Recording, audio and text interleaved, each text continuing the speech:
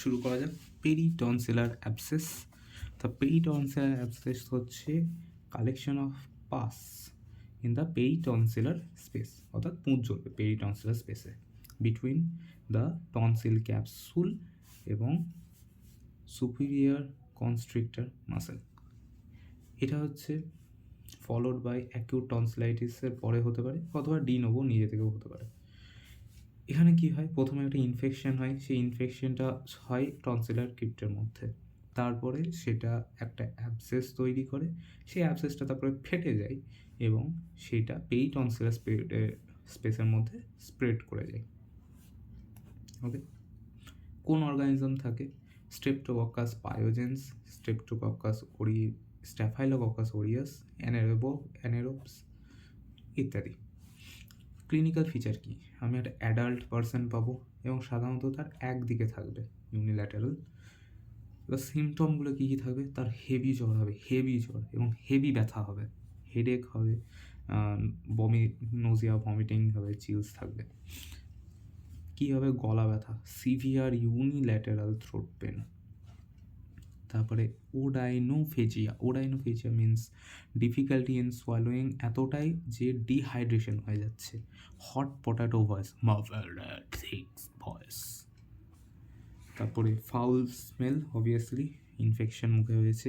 কানে ব্যথা হবে, কোন কানে? ইপসিল্যাটারাল, অর্থাৎ সেম সাইডের কানে ব্যথা হবে due to cranial nerve number 9, referred pain. তারপর হবে ট্রিসমাস, অর্থাৎ জটা লক হয়ে যাবে, মুখটা খুলতে পারবে না। Okay, so no opening due to pterygoid muscle spasm. Next হচ্ছে এক্সামিনেশন, আমি কী কী পাবো? ইন দ্য এক্সামিনেশন আমি কি পাচ্ছি? অবভিয়াসলি আমি টনসিলটাকে পাবো কনজেস্টেড এবং সোলন, তার সাথে সাথে পিলার্সগুলোও সেরকমই হবে। ইউভুলা যেটা আছে ওটা একটুখানি ডিসপ্লেস হয়ে যাবে, সফট প্যালেটসটা বাল্জড আউট হয়ে যাবে, soft palate. Pus, obviously pus পাও in the tonsillar region, mucopurulent pus, এবং লিম্প্যাডিনোপ্যাথি পাবো, সার্ভাইকাল লিম্প্যাডিনোপ্যাথি। সবথেকে ইম্পর্টেন্ট হচ্ছে এইটা, সেটা হচ্ছে টর্টিকোলিস, অর্থাৎ নেকটা ওই সাইডে টিল্ট হয়ে যাবে যেই সাইডে ওর প্রবলেমটা হয়েছে, অর্থাৎ এই সাইডে যদি ওর অ্যাবসেসটা ঘটে, ওর নাকটাও ওই দিকে টিল্ট হয়ে যাবে, মুখটাও।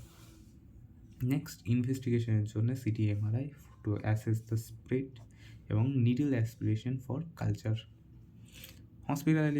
হসপিটালাইজেশন করবো, সেখানে প্রথমে অবভিয়াসলি ডিহাইড্রেশনের জন্য ফ্লুইডস দেওয়া হবে, তারপরে ব্রড স্পেকট্রাম অ্যান্টিবায়োটিক্স দেওয়া হবে, কারণ অনেককেই কজ করতে পারে streptococcus pyogenes, staphylococcus aureus, anaerobes or anaerobic infections, anything.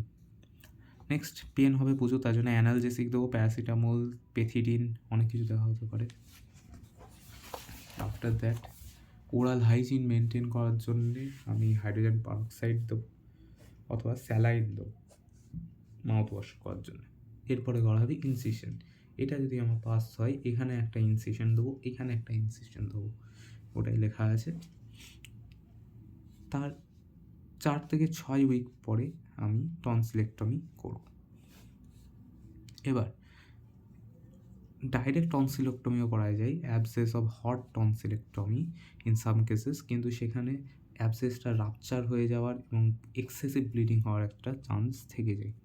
Complications of peritonsillar abscess কুইঙ্কি কি, যে পেরিটনসিল থেকে পেরিফ্যারেঞ্জিয়াল, প্যারাফ্যারেঞ্জিয়াল হয়ে যেতে পারে অ্যাবসেসটা। ওকে, অ্যাবসেসটা অন্যান্য জায়গাতেও অ্যাবসেস ঘটাতে পারে, যেমন লাং অ্যাবসেস, ব্রেন অ্যাবসেস, এইগুলো অন্যান্য জায়গাতেও ছড়াতে পারে। তার ফলে কী হতে পারে? নেফ্রাইটিস, এন্ডোকার্ডাইটিস হতে পারে, ইডিমা হতে পারে ল্যারিংসের মধ্যে, তার জন্য ট্র্যাকিওস্টমি করতে হতে পারে, জেভিটি জুগুলার ভেনাস থ্রম্বোসিস হতে পারে, এবং স্পন্টেনিয়াস হেমারেজও হতে পারে from the carotid artery or jugular